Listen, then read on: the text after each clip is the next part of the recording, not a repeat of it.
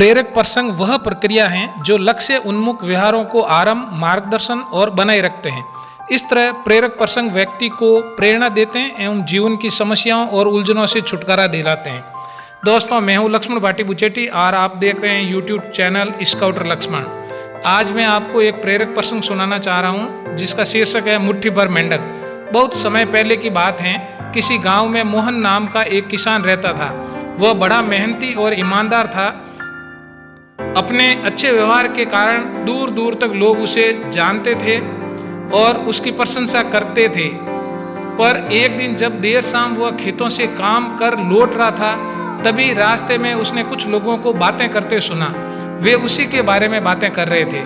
मोहन अपनी प्रशंसा सुनने के लिए उन्हें बिना बताए धीरे धीरे उनके पीछे चलने लगा। पर उसने उनकी बात सुनी तो पाया कि वे उसकी बुराई कर रहे थे। कोई कह रहा था कि मोहन घमंडी है, तो कोई कह रहा था कि सब जानते हैं वो अच्छा होने का दिखावा करता है। मोहन ने उनसे पहले सिर्फ अपनी प्रशंसा सुनी थी, पर इस घटना का उसके दिमाग पर बहुत बुरा असर पड़ा और अब वह जब भी कुछ लोगों को बातें करते देखता तो उसे लगता वे उसकी बुराई कर रहे हैं।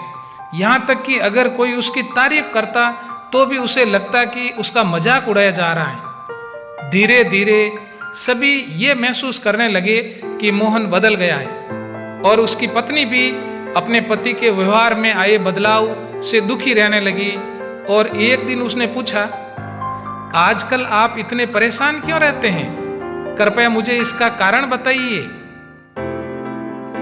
मोहन ने उदास होते हुए उस दिन की बात बता दी। पत्नी को भी समझ नहीं आया कि क्या किया जाए, पर तभी उसे ध्यान आया कि पास के ही एक गांव में एक सिद्ध महात्मा आए हुए हैं। और वो बोली, स्वामी, मुझे पता चला है कि पड़ोस के गांव में एक पहुंचे हुए संत आए हैं। चलिए हम उनसे कोई समाधान पूछते हैं। अगले दिन वे महात्मा जी के शिविर में पहुंचे। मोहन ने सारी घटना बताई और बोला, महाराज, उस दिन के बाद से सभी मेरी बुराई और झूठी प्रशंसा करते हैं। कृपया मुझे बताइए कि मैं वापस अपनी साख कैसे बना सकता हूं। महात्मा जी मोहन की समस्या समझ चुके थे। वे बोले, पुत्र, तुम अपनी पत्नी को घर छोड़ आओ और आज रात मेरे शिविर में ठहरो। महात्मा कुछ सोचते हुए बोले।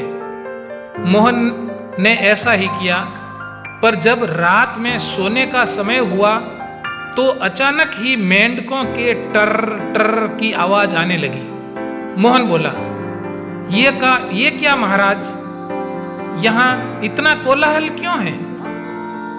पुत्र, पीछे एक तालाब है। रात के वक्त उसमें मौजूद मेंढक अपना राग अलापने लगते हैं, पर ऐसे में तो कोई यहाँ सो ही नहीं सकता। मोहन ने चिंता जताई। हाँ बेटा, पर तुम ही बताओ हम क्या कर सकते हैं? हो सके तो तुम हमारी मदद करो, महात्मा जी बोले। मोहन बोला, ठीक है महाराज, इतना शोर सुन के लगता है इन मेंढकों की संख्या हजारों में होगी। मैं कल ही गांव से 50-60 मजदूरों को लेकर आता हूं और इन्हें पकड़कर दूर नदी में छोड़ आता हूं। और अगले दिन मोहन सुबह सुबह मजदूरों के साथ वहां पहुंचा। महात्मा जी भी वहीं खड़े सब कुछ देख रहे थे। तालाब ज्यादा बड़ा नहीं था। 8-10 मजदूरों ने चारों ओर से जाल डाला और मेंढकों को पकड़ने लगे। थोड़ी देर की ही मेहनत में सारे मेंढक पकड़ लिए गए। जब मोहन ने देखा कि कुल मिलाकर 50-60 ही मेंढक पकड़े गए हैं, तब उसने महात्मा जी से पूछा, महाराज, कल रात तो इसमें हजारों मेंढक थे, भला आज वे सब कहां चले गए? यहां तो बस मुट्ठी भर मेंढक ही बचे हैं। महात्मा जी गंभीर होते हुए बोले, कोई मेंढक कहीं नहीं गया। तुमने कल इन्हीं मेंढकों की आवाज सुनी थी। ये मुट्ठी भर मेंढक ही इतना शोर कर रहे थे कि तुम्हें लगा कि हजारों मेंढक टर टर कर रहे हो। पुत्र, इसी प्रकार जब तुमने कुछ लोगों को अपनी बुराई करते सुना तो भी तुम यही गलती कर बैठे। तुम्हें लगा कि हर कोई तुम्हारी बुराई करता है, पर सच्चाई ये है कि बुराई करने वाले लोग मुट्ठी भर मेंढक के समान ही थे। इसलिए अगली बार किसी को अपनी बुराई करते सुनना तो इतना याद रखना कि हो सकता है वे कुछ ही लोग हो जो ऐसा कर रहे हो, और इस बात की भी समझना कि भले तुम कितने ही अच्छे क्यों न हो, ऐसे कुछ लोग होंगे ही जो तुम्हारी बुराई करेंगे। अब मोहन को अपनी गलती का एहसास हो चुका था। वह पुनः पुराना वाला मोहन बन चुका था।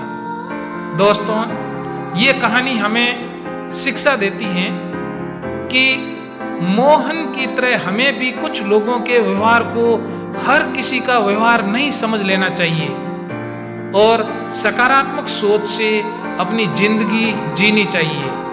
हम कुछ भी कर लें, पर जीवन में कभी ना कभी ऐसी समस्या आ ही जाती हैं जो रात के अंधेरे में ऐसी लगती है मानो हजारों मेंढक कान में टर टर कर रहे हो। पर जब दिन के उजाले में हम उसका समाधान करने का प्रयास करते हैं तो वही समस्या छोटी लगने लगती है। इसलिए हमें ऐसी परिस्थिति में घबराने की बजाय उसका उपाय खोजने का प्रयास करना चाहिए और कभी मुट्ठी भर मेंढकों से घबराना नहीं चाहिए। सदैव प्रसन्न रहिए, जो प्राप्त हैं पर्याप्त हैं, जिसका मन मस्त है उसके पास समस्त है। दोस्तों, ये कहानी आपको कैसी लगी कमेंट बॉक्स में जरूर लिखना। अगर कहानी आपको किंचित मात्र भी प्रेरक लगे, आपके ज्ञान में वृद्धि करें, व्यवहार में परिवर्तन लाएं, तो आप जरूर इस कहानी को आगे शेयर करना और इस कहानी को लाइक करना। मेरे इस YouTube चैनल पर आपको कई सारे ज्ञानवर्धक कहानियाँ के वीडियो, इसके अलावा 18वीं नेशनल जम्बूरी रोहट पाली के एडवेंचर से संबंधित वीडियो और शानदार भजन के वीडियो भी आपको मिलेंगे। आप उन्हें जरूर देखना। आपका दिन शुभ हो। जय हिंद, जय भारत।